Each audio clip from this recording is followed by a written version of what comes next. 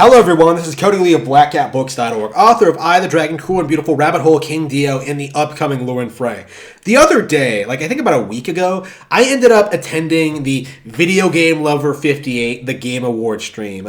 It popped up on my feed and I was just like, let's see what this fat fuck, this fat autistic retard has to say about the Game Awards. And it was about what I expected. Like him just sitting there trying to tell us that the Game Awards aren't biased towards Sony because Sony didn't win everything.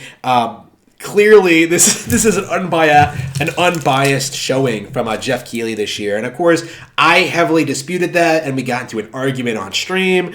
It was a stream of 10 people. Nobody was fucking watching this thing. So basically, as I argued with this retard, I realized that after the stream was over, that he never actually said that he played It Takes Two, the winner of the Game of the Year show. I looked a little bit more into the game, and I kind of looked into a little bit more of the coverage, and it became really clear to me very quickly that no one defending It Takes Two's victory actually seems to have played it. From what I've seen from the community, from the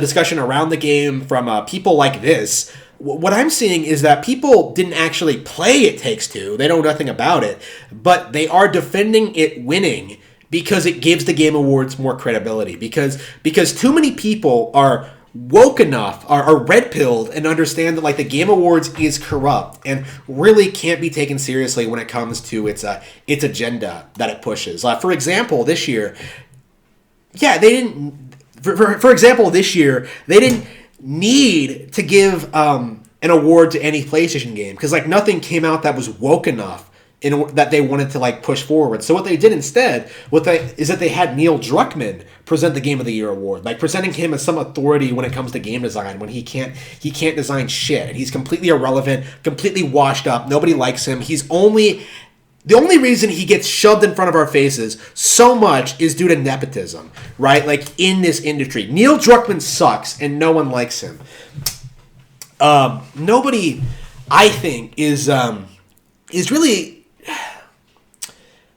I find it baffling how so many people defend the legitimacy of the Game Awards, because it was clearly a joke, right? There was nothing good discussed at the show. There were no good trailers other than fucking Slitterhead, which did look awesome.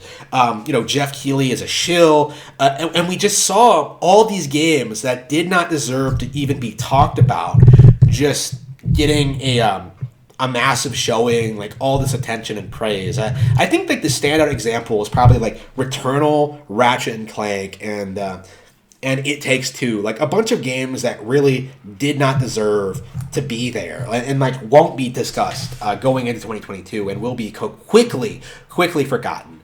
Do you think people are going to see a sequel to do you think people are going to applaud for It Takes Two the same way they applauded for Cuphead? I don't think so.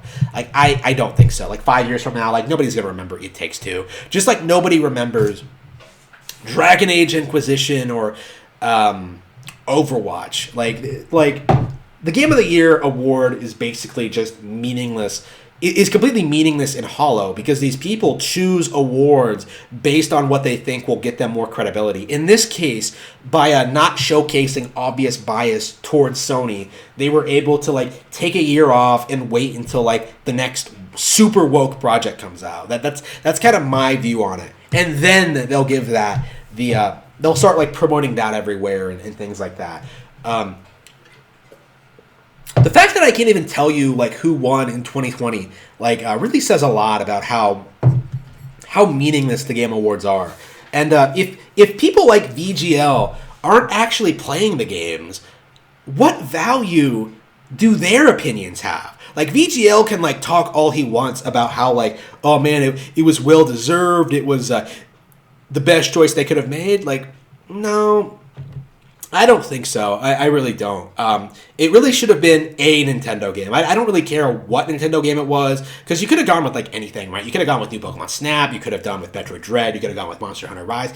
Don't go with some co-op indie platformer that no one actually played. Like shit. Like you can do so much better than that. So my view on that is my view on this is unchanged. I think the Game Awards is a joke, and I think more than anything, the people who continue watching it and supporting it and defending it are some of the worst, deplorable scum imaginable.